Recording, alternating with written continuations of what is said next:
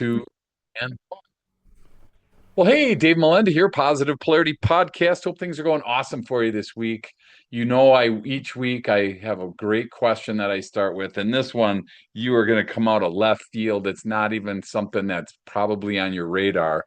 And our goal for today is for you to get this on your radar because it's super important for us to ask this question.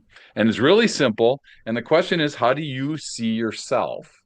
And when I'm preparing for this, I'm like, well, I know what my clients think. I know what my competition thinks. I know what the industry thinks. I know what my clients think. I probably know what audiences think. But I'm like, boy, how do I see myself? And that was a really hard one to answer. So I'm like, I got to get the guy on that asked this question. So I'm honored to be hanging out with Peter Alessandria. How are you today, my friend? Doing great, Dave. Thank you. Awesome. Well, you are the owner of a company called BeBiggerToday.com. So fill us in on what is Be Bigger Today all about. Well, let me come back to your question. How do I see Yeah, myself? yeah, And that actually formed the basis of a book that I wrote in 2021, which we're going to talk about today.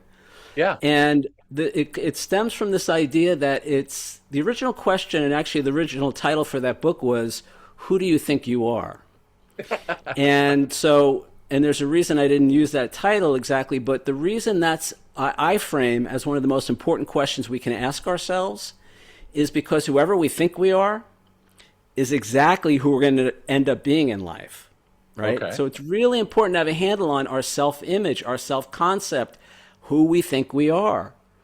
And okay. so what I found for myself, Dave, was that I spent many, many years running an unconscious program that said who I was not good enough, didn't have what it takes, they're not going to like me, I don't know what I'm doing, who do you think you are? All these negative self concepts Sure. that were running my life, and I wasn't even aware of it because it was buried in the subconscious. So I Okay. started a So, journey. Go yeah, ahead. go ahead. Nope, go ahead. So I started a journey many years ago of self discovery, and then it Okay. turned into self creation. Because here's the thing, it's not to discover who we are, it's to create who we are. It's to decide who we are, it's to choose who we are, right? And I never knew I could do that. I thought I was just, I thought, well, I am who I am, and that's just the way I am, and it's always going to be Yeah. that way.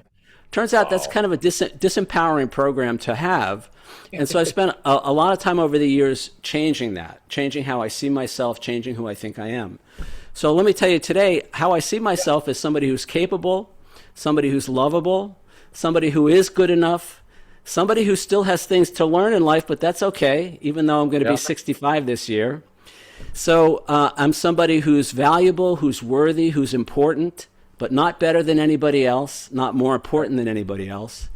And someone who has something that I feel is very valuable and helpful to share with other people. Wow, that's awesome. Well, I appreciate you jumping on today. What I was curious about, it felt like when you were talking about that, Peter, it felt like a big blind spot for a lot of us that we don't understand kind of that correlation between what we think we are and what we actually are.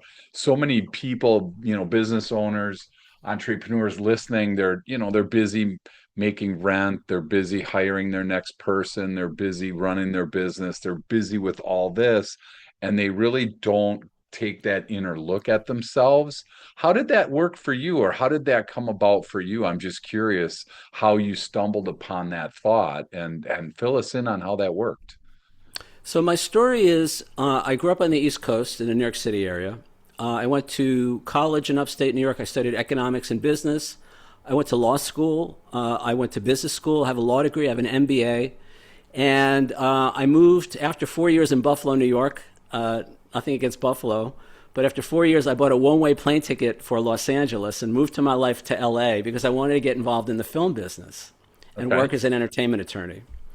So I made that leap, and it really was a leap at the time, but it worked out. And I got into the film business, and I fell in love with filmmaking. I fell in love with visual arts, and I didn't know that at the time. Now that'll come back into play later. Sure. I spent about 20 years in LA working in the film business, working intellectual property work, things like that. And then in 2008, some of you may remember the global financial crisis. That kind of rolled into my life. And when it Sure. rolled out, there wasn't much left of my business. I went from a really nice six-figure income to nothing in a matter of months.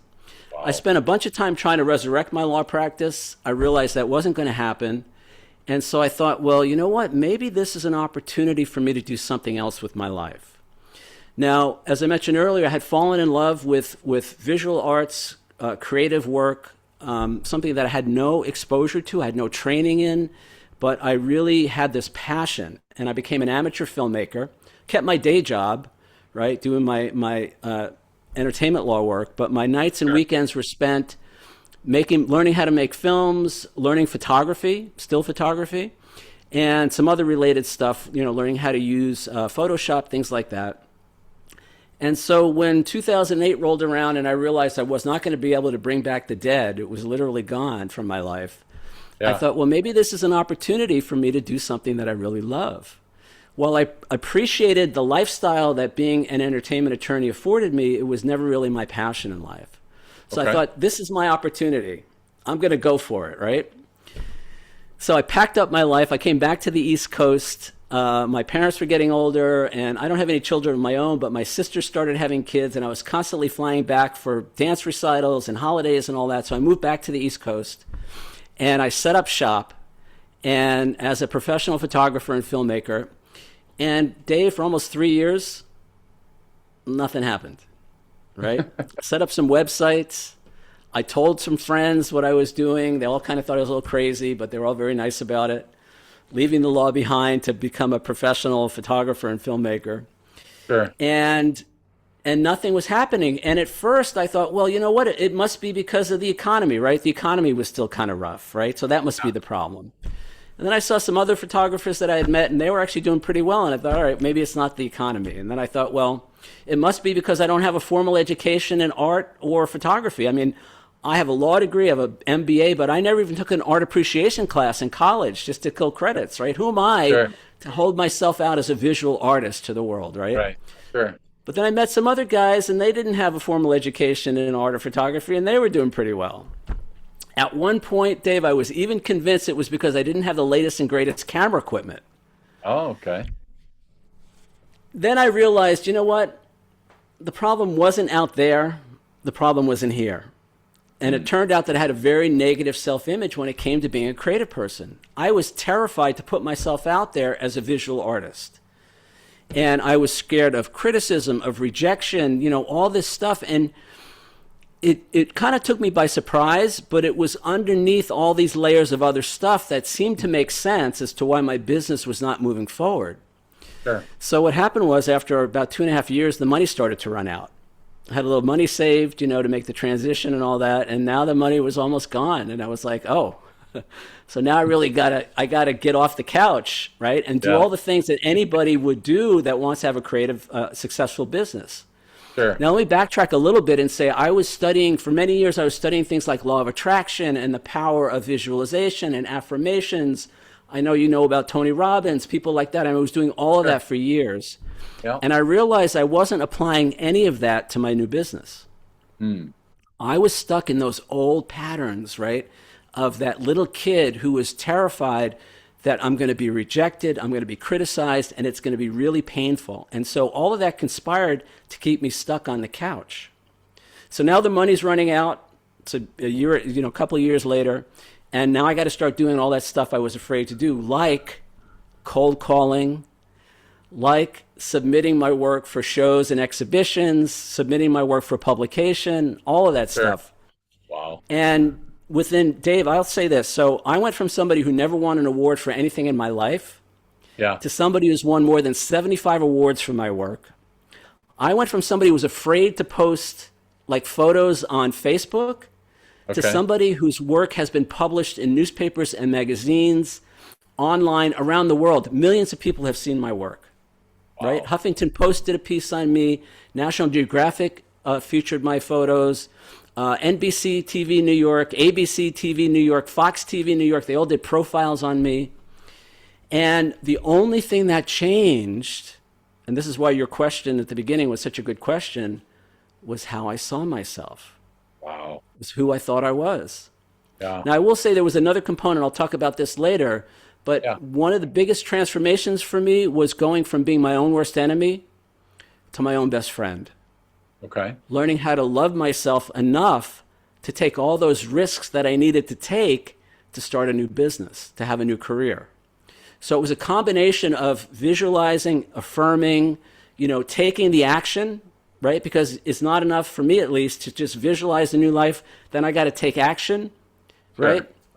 And then learning how to just be nice to myself, Hmm. learning how to just comfort myself when things didn't work out the way I thought they were going to. And Sure. so that was the beginning of my transformation. Wow. And you mentioned like this old pattern, and I guess my initial question to the audience listening right now is what old pattern are you stuck in? And again, I'm guessing, like you just said, Peter, you didn't even probably know it was happening. So, how would somebody listening right now, how would they be able to identify that? Because I'm guessing that, again, they're just kind of going whatever they're going in, doing what they're doing their best. They feel like they're doing their best. How do you identify those patterns, or how did you identify that for your journey so that you can kind of help us with that as well? Well, I did write a book about all of that. So Okay, that's exactly what my cool. book's about, how to transform your self image. All right? Be bigger Okay, than you think you are, overcoming our self imposed limits to have the life we want. It's set up as a workbook. So at the end of each chapter, there are exercises to do, and it will okay, walk you through that process. Now, I will say very quickly number one, whatever you're doing now is good enough. Do not beat yourself up because you feel like you should be doing more, you could be doing more. Acknowledge yourself. This is important for me. I'll put it in the first person. I acknowledge myself for doing the best that I can every day.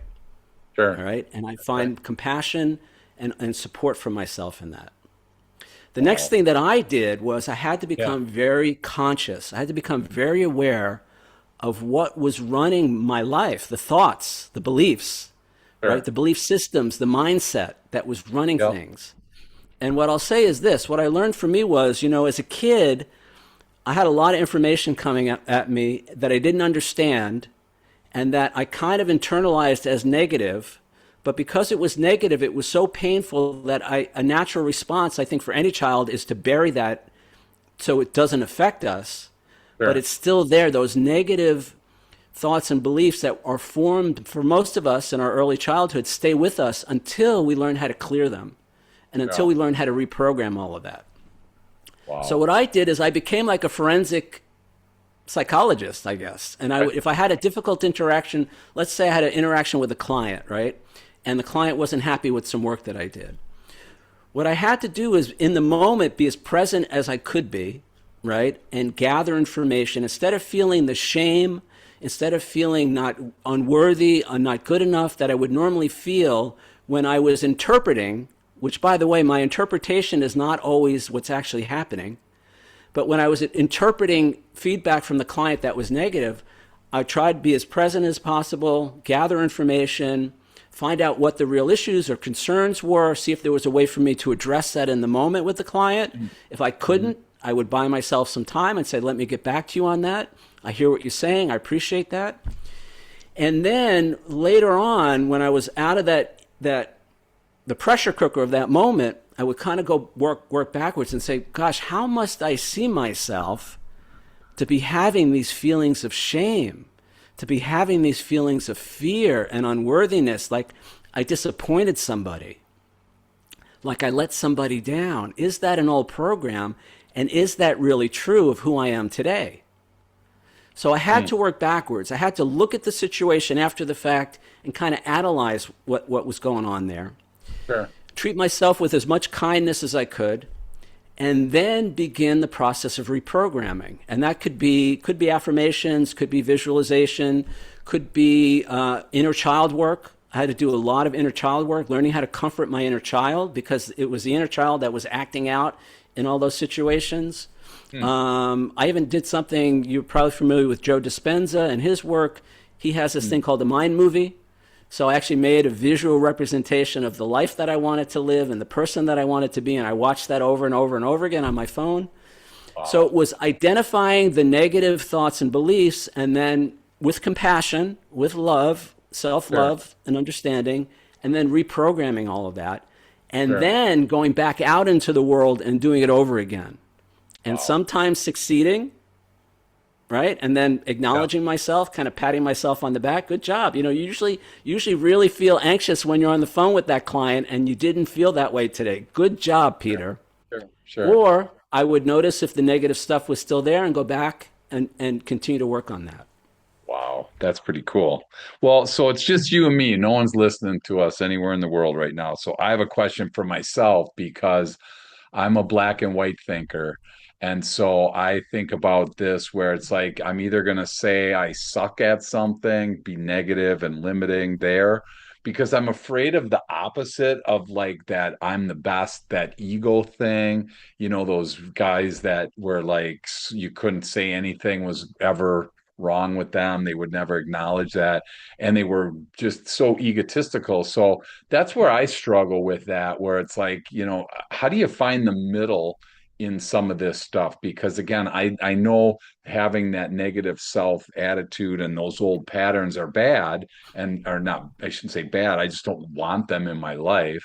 How do you get from there to somewhere positive without it being like so over the top that it's almost fake? And I'm just curious if you've had that or if that is covered in your book at all.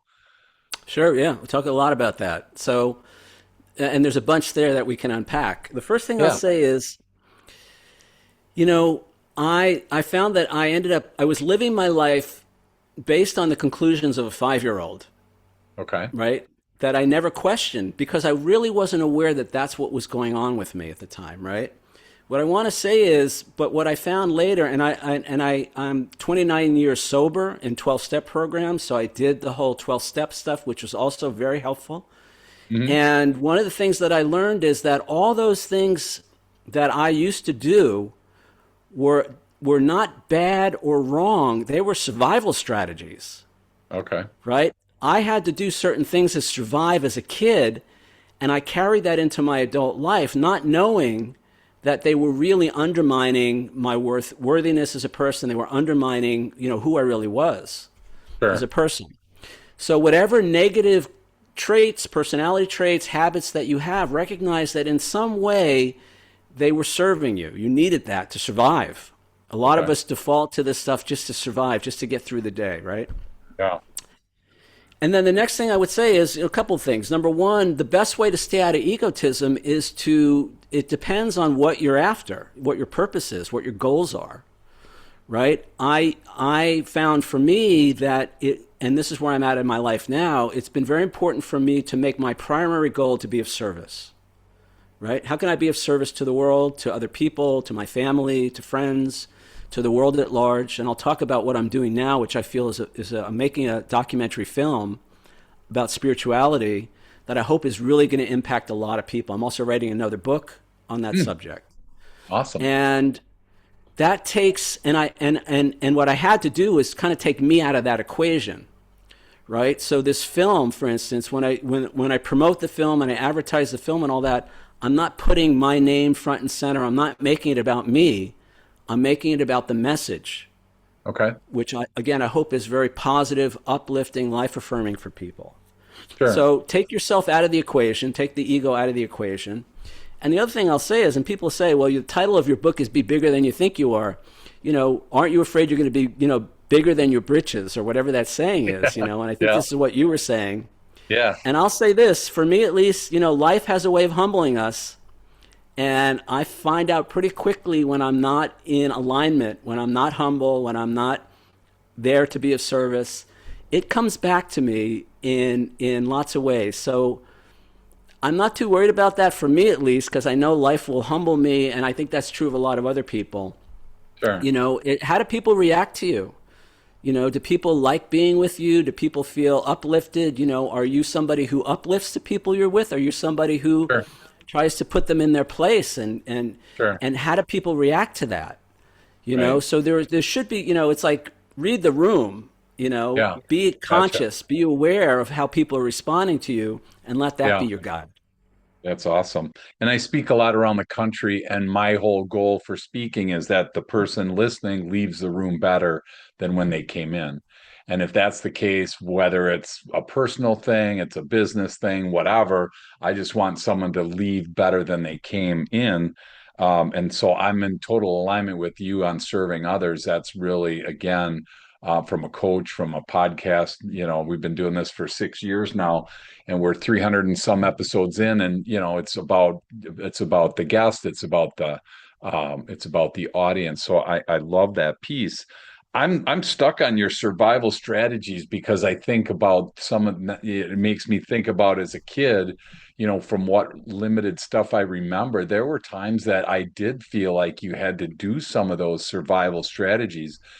Sometimes they felt like they were wrong. Sometimes they felt like they were misaligned. I mean, but it was survival, and it didn't, I guess at the end of the day, what's wrong with trying to survive?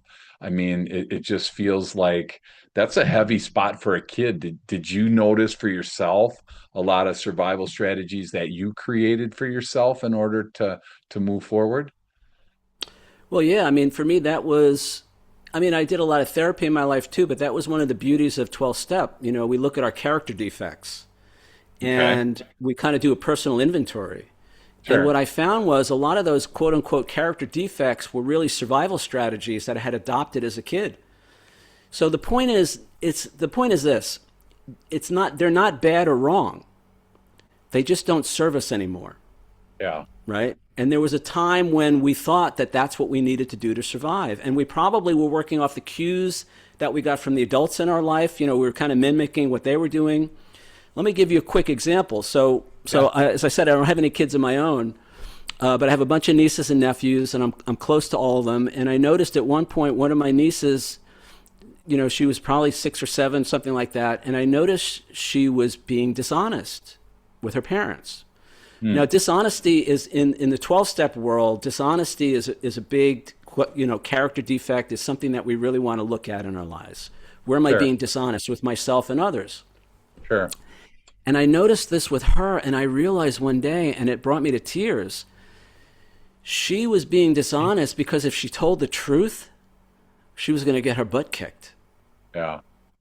She was going to be, abused or whatever. Not Wow. physically abused and all that, Sure. but it was, Yep. there wasn't a lot of tolerance for her in that regard. And she was just 5 years old, 6 years old. So I mean, it wasn't. I'm not talking about, she's not stealing, money or anything like Yeah. that. But it was those little things, and I just thought, oh, so that's when it starts, Yeah. right? It's in response to that environment where we just got to survive. So it changed how I looked at all of this. So now I have compassion, for the parts of me, the unhealed parts of me that, there are times. Look, a big thing for me was for years was I used to cheat on my taxes. Not big, not major, little things here and there. Sure. And one of the big affirmations that I adopted, this is many years ago, I haven't done this in years, but it was I can play by the rules and still win, Hmm. right? And so one of the reasons I was dishonest on my taxes was because I thought I needed to do that in order to get by in life. I Sure. didn't think I could play by the rules and still win, Sure. right? Now I'm the opposite. Now I declare everything. I'm like everything. Whatever it is, it goes into that return. I do it. Sure. So I Yeah. made that transformation, but it wasn't because I was a bad person. Yeah. It was because the way I saw myself, who I was somebody who couldn't play by the rules and still win. I had to find a way to cheat or whatever you want to Sure. call it. Sure. Wow. That's crazy. Well, and we're going to take a quick break. When we come back, I want to ask you, like, what did you see as your biggest self-limiting belief? Because I'm guessing what you saw for yourself or what you see for a lot of people that you work with back in the day before your, filmmaking and stuff. I just want to kind of unpack that piece. So we're going to take a quick break and we'll be right back. Welcome back. Honored to be hanging out with the author of Be Bigger, today.com and Peter Alessandria. And thank you again so much for hanging out with us today. I love this topic. And we're asking our question of how do you see yourself? And Peter's unpacking it for us and hoping that we can align with some of the things that he went through so that it can help us on our journey. And like what do you remember like the biggest self-limiting belief, whether it's something as a kid or something you still struggle with? Do you remember of that piece as we're sitting here today? Yeah, I mean, it's not even a memory. It still comes up, and that's the other thing I'll say. I don't think that you can ever, I don't think I can ever be completely free of that, of these Okay. limiting beliefs, because I need that as a reminder, and it also helps me recognize these beliefs in other people, right? So the biggest limiting belief that I have had that still comes up from time to time is this whole, unworthiness, not good enough, don't have what it takes. Who do you think you are? Yeah. Some people call it the imposter syndrome, right? Sure. Okay. Yep. And I see all these, one of the things, once I started working as a creative person, I met a lot of other creative people, visual artists, filmmakers, photographers. And I realized, wow, I'm not alone in this. A lot of us have this thing where we just don't feel good enough. Yeah. And so I met all these talented people, and they can't get out of their own way when it comes to selling themselves or selling Sure. their work, you Sure. know? So it was really transforming that. And the best way for me to do that was to just ask the simple question. When that thought comes up, first of all, I got to be in tune for that, because it doesn't always come up as, you're not good enough. It'll Yeah. come up in very subtle ways sometimes. Sure. And so I got to be tuned to that. And then it's very simple. And I started doing this. And a good thing I live alone, because if somebody was living with me at the time, they would have thought I was crazy. Because every time that thought came up, I would stop what I was doing and I would say out loud, is that really true? Yeah. Do I know that that's really true? Sure. Or am I Sure. just making this up? Yeah. And it turned out, again, I was making a lot of this up. It was the mind of a 5-year-old who didn't understand why he was being yelled at or disciplined or whatever, and internalized that, oh, there must be something wrong with me. Yeah. Why are they yelling at me? Why are they saying that? Well, it's like, and I internalize that, like I think a lot of kids do. And so now I get to, as an adult, and this is part of the inner child work where we get to reparent ourselves. And the reparenting is to question those negative thoughts and beliefs and then transform them, right? Yeah. Find another way to express that. And here's what I found, Dave. One of the things that I did, so part of my photography business was commercial photography, right? When I was Okay. starting out. And that included commercial product photography, photography for advertising. I also had a business doing headshots, executive portraits and headshots. Okay. And so I was cold calling all the local businesses. Finally, the money started to run out, and I was terrified, and my hands would be shaking, and I would call these people, and in almost 2 years of cold calling, Dave, I never got hung up on once. Wow. And in fact, some of these people, they must have felt really sorry for me, because if they weren't interested, they would give me the names of their friends, of other companies to call. I mean, everybody was really nice. Sure. Good. But before, during, and after every one of those phone calls, I was beating myself up without even realizing it, Gotcha. right? Sure. Who do you think Yeah. you are? You're a fraud. They're not going to want to hire you. Nobody's going to want to work with you. This was the subtext, Okay. right? So I realized, wow, the problem wasn't them. The problem was me. Yeah. That's why I said earlier, the biggest transformation for me was going from being my own worst enemy to my own best friend, and Sure. learning how to not do that. And in fact, do the opposite, right? Build myself up, become my biggest cheerleader, my biggest advocate, Sure. lift my Yeah. spirits instead of beating myself down. It wasn't Yeah. anybody else's criticism of me that was the problem. It was my own self criticism. Wow. And I'm guessing there's a lot of people right now that they might even, I've heard people, and I'm sure you have as well, Peter, say, I'm my own worst enemy. I'm my own worst critic. and they kind of stop right there. And rather than say something, but I'm now my own best friend, they just kind of live in that spot of I'm my own worst critic. And some people feel like that's a healthy place to be because you're always looking for something to improve or change. How do you find that balance between I'm my own worst enemy, my own worst critic, but yet I still like myself? That's got to be kind of a yin and yang type thing. Is that hard to find that middle ground for that? Not anymore, but it was. People Okay. here, and Dave. People used to say to me all the time, "Peter, you're so hard on yourself," Yep. There's another and one. Yep. I would say, well, of course. How else am I going to get better, Right. right? Exactly. Now, I can tell you, 20 years later, being hard on ourselves never makes us better people. Wow. Okay. We're talking about something else here. We're talking about wanting to do better, wanting to be better from a place of loving ourselves because this is something that's good for us. This is something that we can, expand into new career, new territory, new market with products. It's a way to expand. If I want to criticize myself, and think of the little kid, think of the 5-year-old who you're criticizing all day. They're never going to want to take a risk. They're never going to want to try anything new, right? They're never going to feel worthy enough to be of service in the world Yeah. because they've been in this imprinting, or Sure. this programming says, I'm, and this is the way a 5-year-old thinks. I'm bad. There's Yeah. something wrong with me. It's like, so you're never going to want to put yourself out there if that's the program. So Wow. So you yes, could, do better, be more, learn more, yeah. but do it from a place of not from self-criticism, but self-love.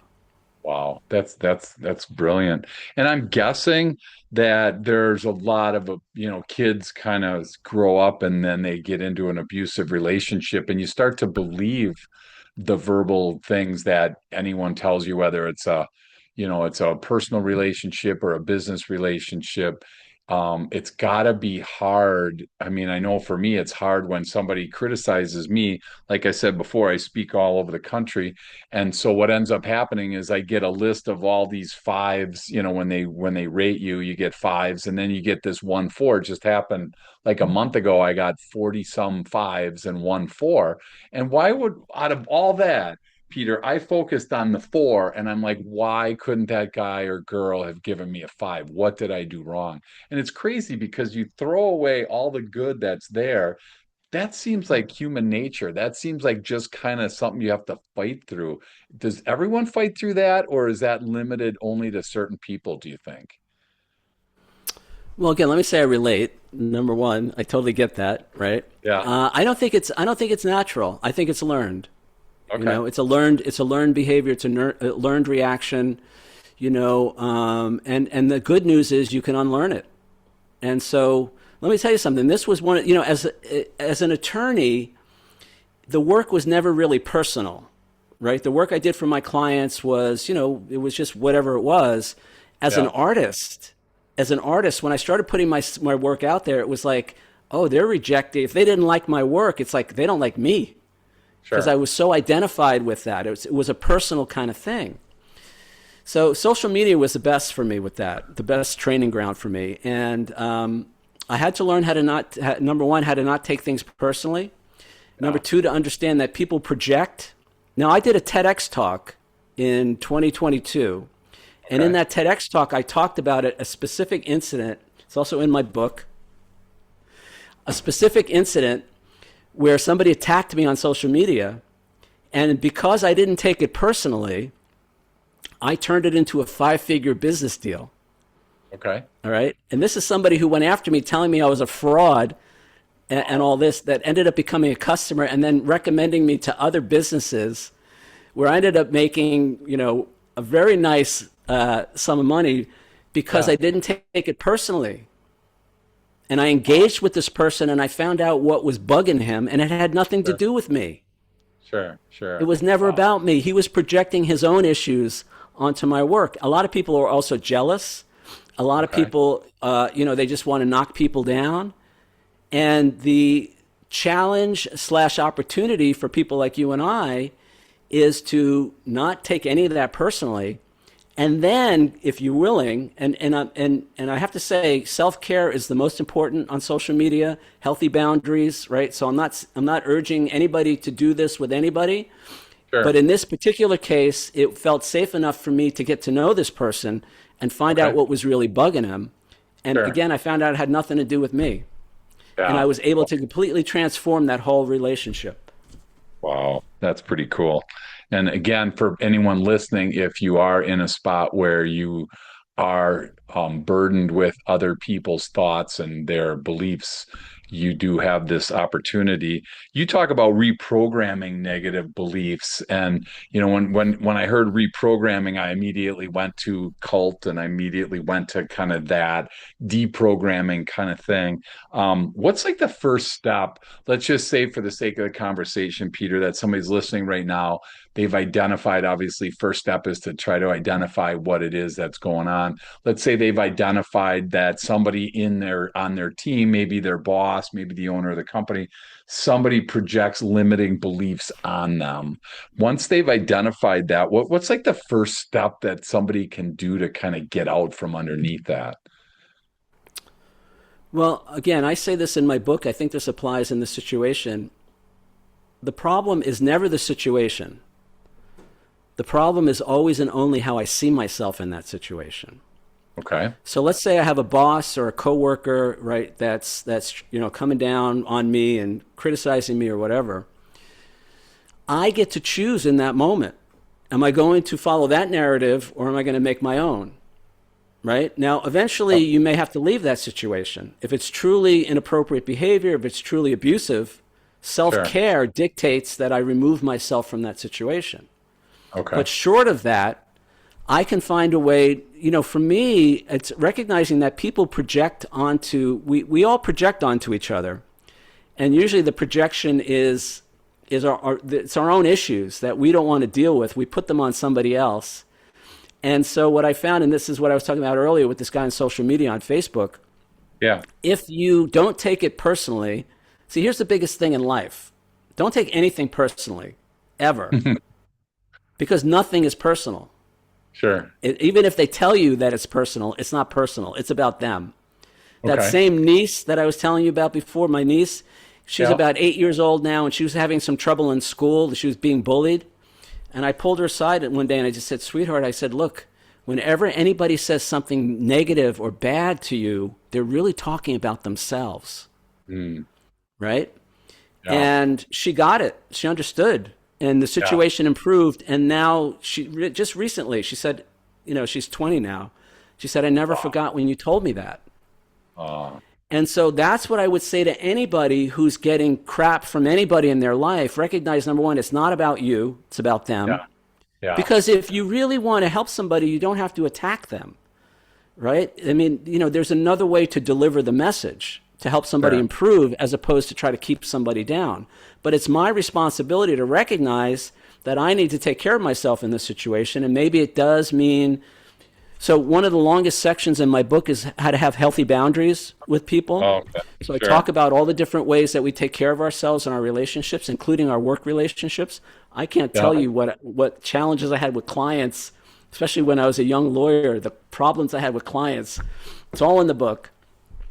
But so recognize that it's not about you, it's about them. Recognize that there may be a way to transform the whole thing and in that environment, or you may have to leave that environment, right? And Wow. that's just the Yeah. way it goes sometimes. And sometimes when you're pushed out of one situation, it's because you're ready to move on, but you're kind of hanging on because you're afraid to go to the next step. So you put Sure. up with the crap, Yeah. right? I'm here to tell you, you don't have to put up with crap. If you can't transform it, right, it's time to move on. Wow. That's great. Well, I tell you what, two things come to my mind. Number one, you talked about delivery of the message. And we talk about that in our training on communication. It's sometimes it's not the message, it's the delivery of that message. So I think that's great advice for people listening right now, especially for leaders. Watch how you're delivering your message, because that is really important. I remember, I'm an only child, and my mom would say my name in one of two ways. One way was, "Hey, come on for lunch, everything's good." And there was another way that's like, "Man, you better run in the opposite direction because you're toast." You could just tell, same word, but different delivery of that message. So I love that piece. And the second piece is, like you said, you can't steal second base with your foot on first. It's really hard to do that. And I know a lot of people get stuck, standing on first base, and they're afraid to take that risk. And I understand that. We're not here to say take a risk or don't. I think it's great to identify that and then find ways to slowly inch off of first until you're able to steal that second base. So I love that piece. That's awesome. As we start to land the plane today, I'm just curious, what's one daily habit that you recommend for people to do to kind of help them start to think bigger? Is there anything that comes to mind for that question, Peter? Well, two things actually. So I start every day with a meditation. I do a 30-minute Okay. meditation, but I'm not trying to find God. I'm not trying to find, Jesus. It's basically, I call it a smile meditation. Okay. And so what I do is for 30 minutes, sit quietly with my eyes closed and smile as much as I can for 30 minutes. Right. That's And, got to and look that's my weird, only, okay, that's my between you and only, me. That's got to look that's my weird. only That's my only goal is to smile as Okay. much as I can Wow. That's and then great. notice when the smile fades. Yeah. And what I found is when the smile fades, it's usually because there's a negative thought that's coming in, Wow. right? Oh In my my book, gosh. I talk about this is the Really? way it works. It goes, our thoughts lead to our Yeah. feelings lead to our words and actions, and our words and actions lead to the outcomes that we experience in life. So if I Yeah. start with crappy thoughts, I'm going to have crappy feelings. Crappy Sure. feelings, I'm going to speak crappy words and take crappy actions. Crappy Yeah. words and actions lead to crappy outcomes. Wow. Of course, the opposite is also true. So this smile meditation that I do for 30 minutes every day, it reminds me that I'm in charge of and Tony Robbins talks about this, all the greats talk about this. Your state, your emotional state is the most important part of your day, Gotcha. right? Learning how to monitor and how to modify your emotional state. This is why people get confused, like with affirmations, right? Saying affirmations all day is great, but for me, the purpose of the affirmation is to change my state so then I Okay. will take the actions that I need to take to create the life that I want to have, because we still have to take those actions. We got to get off the couch. You got to pick up Sure. the phone and make those calls. You got to do whatever you got to do, right? So we want to change our state. And maybe it was Tony Robbins, I don't remember, but many years ago I heard that if you change your physiology, your psychology will change as well. So what's Okay. physiology? Well, it's smiling for no reason. Yeah. And then that affects the psychology. Okay. All right. So it's kind of a back way in to change our state. Second Sure. thing I would say is do at least one thing every day to move your life forward. Okay. At least one thing. And it could be the smallest thing, right? But at the end of the week, you'll have done at least 7 things that you might not have done. At the end of the month, you'll have done 30 things that you might not have done. And at the end of the year, you'll have done 365 things to move your life or your business or your life and your business forward.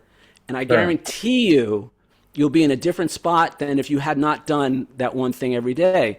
Now, the only thing that's more important than doing one thing every day for yourself is forgive yourself when you don't do one thing that day. Okay. Sure. That's the Okay. most important thing, because what happens is we have a plan, going to go to the gym, going to do this, going to do that, and then we don't. And then we figure, well, I screwed it up anyway, so why bother? Yeah.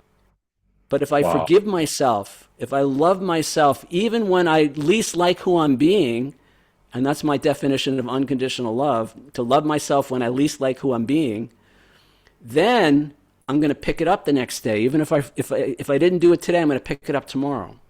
because I'm not beating myself up. I'm not making myself wrong. I'm not creating that resistance to taking the action that I need to take. Again, the Sure. problem is not out there, the problem's in here.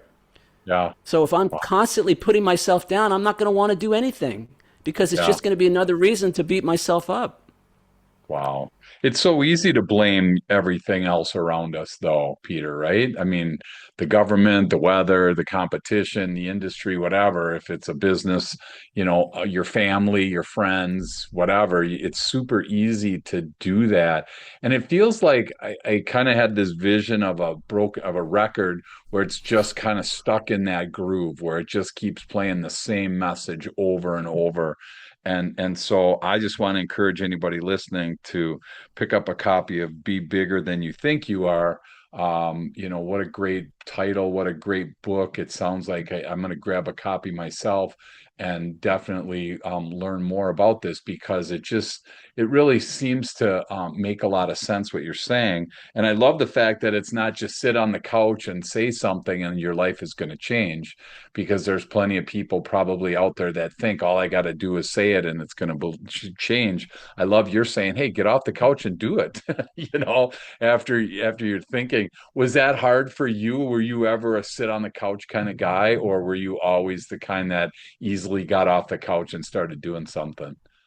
Well, no, I said earlier, for 2.5 years, I couldn't get off the couch because I was Yeah. terrified.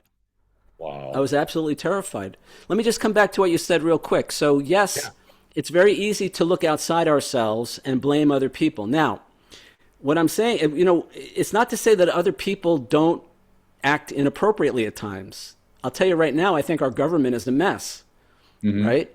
So, but that's not the point. See, the point is, what can I do to change Sure. my life? What can Sure. I do? What do I need to do to move forward with all of that as a given? All right? The government is the way it is. The competition is what it is. If I Yeah. focus on them, then I'm not focusing on me and what I Sure. can do to surmount all of that. Sure. Right? Wow. Now, the Yeah. other thing is, I said this earlier, doesn't mean we have to tolerate inappropriate behavior from other people. If other people are really being inappropriate, then it's up to us to remove ourselves or them from our lives, Sure. right? Sure. Sometimes, Yeah. hopefully, it's just a conversation saying, look, if it's a coworker, I would really appreciate if, next time we're in a meeting with the boss, you don't say this or, don't steal, let me talk about what I did for the project. I feel like you're excluding me, whatever. But the Right. point Sure. is, they are who they are. We can't change that. We can only change Yeah. ourselves and Yeah. move past that. That's great. And I think that being a victim is easy because then we kind of raise our hands and kind of blame everybody else and try not to take any of the responsibility. So I love taking responsibility in this situation. So a couple questions for you, Peter. I'm gonna let you go. What would your tip of the day be today for somebody listening? Maybe it's something we covered already, maybe it's something that we haven't, but what would your tip of the day be today? Can I just show you this real quick? Tell me if you could see Sure. it. Taking Responsibility, Chapter 2. There you go. That's huge. Now, why is responsibility so important? Sure. Okay, I'll tell you why. Because as long as I'm in that victim mode, and believe me, guys, I have spent much of my life there, all right, guess what? I can't change my situation until somebody else changes, Yeah. right? If it's their fault that I feel the way I feel, then I'm stuck feeling the way I feel until they change. Well, as somebody who's lived, well into my middle age, good luck with that. Good luck trying to change somebody else so you can feel better, Right. Exactly. right? So here's the thing. There's a direct correlation between responsibility and power. They're actually the Okay. same thing. You can't have one without the other. Until I'm willing to take responsibility for my life, I don't have the power to change any of it. Okay. Now, Wow. really important about responsibility. Yeah. All right. And I say this as somebody who practiced law for 20 years. Responsibility is not the same as blame. Responsibility is not liability. Responsibility is not guilt. Because the minute you start thinking that way, you're not going to want to take responsibility. Sure. Yeah. Right? Right. I did all these things in my life that hurt other people, before I got into recovery. And so I can't admit that because it's just more proof that I'm a screwed up person. I'll never admit to the things that I did. Sure. I won't take responsibility because I think it's the same as blame. Yeah. No. Responsibility, and I talk about this in the book, responsibility are the three A's: awareness, accountability, and action. All right? There's nothing in there about beating yourself up, making yourself wrong, hating yourself because of what you think you did to somebody else or whatever. So there's a Sure. whole different way to look at responsibility. And then once I start taking responsibility, now I have the power, because they're two sides of the same coin, to Yeah. change my life. Wow. That's fantastic. That is fantastic.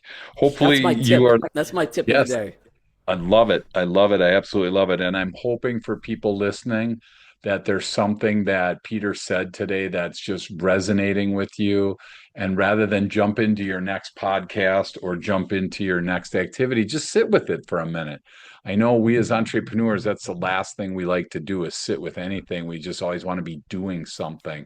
And I know for myself, I have to really practice and sit still for a minute and just be like, wow, what just happened? What did I learn?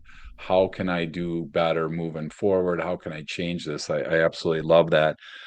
Peter, if people are listening and this is resonating with them, what's the best way? And they have a question for you, they want to connect with you. What's the best way for people to connect with you? So best way is through the website. It's bebiggertoday.com, all one word, BEBIGGER today.com. There's a contact form there. I did over COVID in 2020, I did a series of workshops, Okay. actually 90 hours of workshops that are Wow. available for free on Wow. that website. I took a whole group through this book. Like I said, it's set up as a workbook. So we Sure. went through Okay. chapter by chapter. 90 hours of videos up there for free. There's no subscription, no donations. Do what you will with it. The book is available everywhere. It's available as an audiobook, as an ebook, paperback. I'm working on another project now. I mentioned briefly before. It's a documentary. It's called Every Soul Knows, Okay. and the website is everysoulknows.com. I'm also writing a companion book to that, and that's all about a spiritual awakening that I've had and that a lot of people have to our true nature. And the basic premise of that film and that book is we're not who we think we are, guys. Okay. Right? And by the way, what's going on here is not what we think is going on here. There's something much bigger happening. And we are divine spiritual beings who came here with a purpose. Every one of us who's here on this planet right now came because we wanted to achieve something and to be Sure. part of this awakening that's happening now. And Wow. so check that out, everysoulknows.com. It's documentary, 2 hours. Again, and there's 60 interviews. I interviewed over 60 people. Many of them have had near death experiences. Dave, I Okay. have spent the last 3.5 years hanging out with people who went to heaven and came back to tell about it. And it's Wow. completely changed my whole Sure. idea about who I am, who we are as a species, everything that's going Love it. on here. So Yeah. check that out as well. When is the book coming out, Peter? I'm working on it every day. The film is technically hasn't been released yet, although there is a 2 hour version online. I'm waiting till the book is finished. Hopefully this summer, July Okay. or August, the new book will be ready and the film will be officially released. But you Oh my can watch gosh. it today. It's there. There is a You can watch it. There's a pay-per-view on that website, everysoulknows.com. So go to everysoulknows.com or bebiggertoday.com if you want to Correct. learn more about Peter, if you want to connect with him. Peter, this has been awesome. Thank you so much. What a great time we invested here. I totally feel better and I am better than when I came into this today. So hopefully your mission was accomplished. My mission was definitely accomplished by learning about more about this and how I see myself, and I'm going to continue to work on that thanks to you. So thank you. And for you listening, hopefully you see yourself differently after this podcast. And if you're still struggling, again, reach out and grab a copy of Be Bigger Than You Think You Are. Go to bebiggertoday.com. There's a bunch of stuff there. And so please make yourself available to that information. And Peter, thank you so much. And 75 different awards. Do you have a lot more in you? Or are you starting to come for a landing, or what does the horizon look Yeah, like for well, you? we'll see. Yeah, we'll see. I have a bunch of other projects I want to do. So this documentary has been 3 years of my life. Oh my gosh. So Wow. I'm getting ready to let that go, and then I have a bunch of other projects I want to do. So we'll see. For me, it's not. It's the awards are great, but for me, like I said earlier, it's about having that impact. Being of service. Sure. And Yeah. I've been showing previews of the documentary, and my favorite part is after the screening, I do an audience Q&A. So I get up at the front of the room and I take questions from people, and people are having spiritual awakenings in the audience. I mean, it's really magical what's going on with this film. So, and I feel so blessed. 60 people that came from all over the world to come to New Jersey to sit in my living room and tell me their story. Some of these people wrote bestsellers and they traveled the world telling their stories, Sure. and they graced me with their presence, not knowing Oh, who I was or what I was doing. They said yes. When you offer yourself to the universe to be of service, yeah. buckle up, man, because stuff is going to come your way. Wow, that's so cool. Well, thank you for impacting our part of the world here, and can't wait to see this piece. What was the website? Every Soul, what again? Everysoulknows.com. 3 words. Everysoulknows.com. Perfect. Knows.com. Perfect. There it You can is. just Well, thank you. Google my name too. Yeah.